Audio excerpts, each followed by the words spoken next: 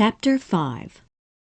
It was late spring in 1862 when Scarlett arrived in the great city of Atlanta. It was a cold, rainy night, and Scarlett stepped off the train, wanting to get into a warm bed as soon as possible. She stood there, holding the baby, and hoping that someone would recognize her. After a few moments, an old black man and a young slave girl approached her. "Are you Miss Scarlett? My, you have grown. And look, there's Charlie Hamilton's little son. I'm Uncle Peter, Miss Pittypat's housekeeper. This girl here is Prissy. She'll help you with the baby while you're here." Prissy was 11 years old, which was much too young to know anything about babies. If only Mammy were here, but Mammy would never leave Ellen. They walked through the rain and got into the carriage. As they drove to Aunt Pittypat's house, Uncle Peter told Scarlett about the new hospitals and military buildings in the city. It seemed that every day more and more wounded soldiers came to the hospitals. There were so many men that often the hospitals did not have enough doctors and medicine to treat them. Often, men died in horrible ways. They passed many people in the streets that recognized Aunt Pittypat's carriage. The ladies waved to Scarlett, and many promised to visit her. Finally, they arrived at the Hamiltons' beautiful home on Peachtree Street. Aunt Pittypat and Melanie welcomed Scarlett and Wade happily. "Oh, Scarlett, you don't know how wonderful you are, bringing dear Charlie's son to see us," said Melanie sadly as she hugged Scarlett. "Poor Charlie!" cried Aunt Pittypat, and immediately burst into tears. Scarlett sighed. She was sick of talking about Charles. Would she have to mourn in Atlanta, too? After Aunt Pittypat had been given a glass of wine, Melanie said to Scarlett, "Darling, we're so happy you're here, and I hope you'll stay with us for a while. You can help us take care of all the soldiers in the hospital.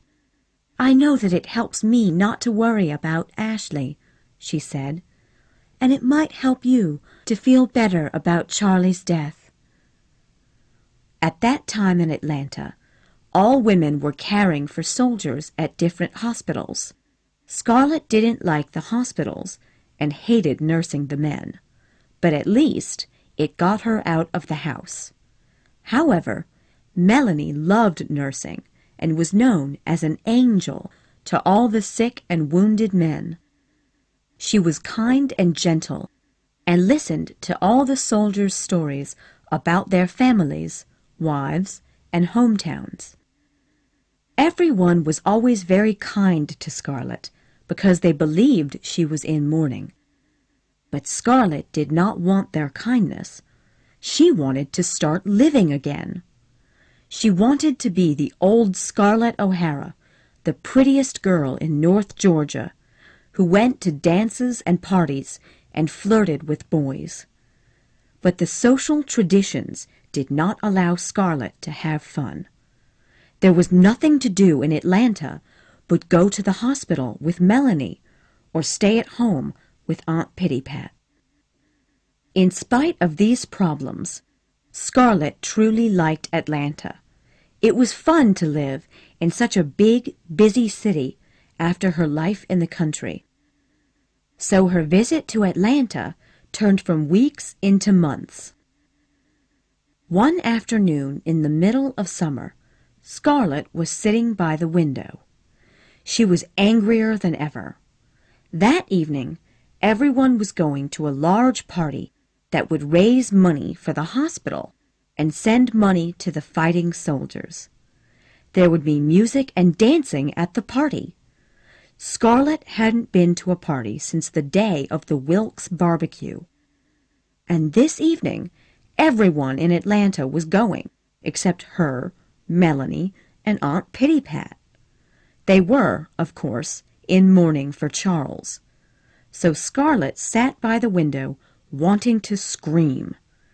Oh, it wasn't fair! It wasn't fair to be 17 years old and have a dead husband and a silly little baby screaming in the next room. Aunt Pittypat came into the living room.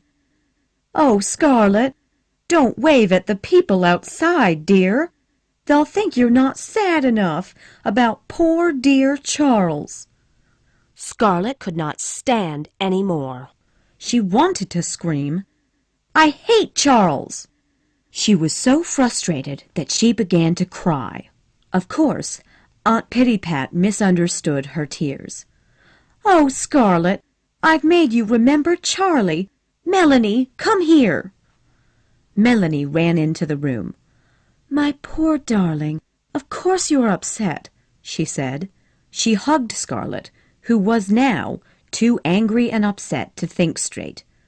"Oh, I hate it!" she cried. "I'm 17 years old and I'm a widow.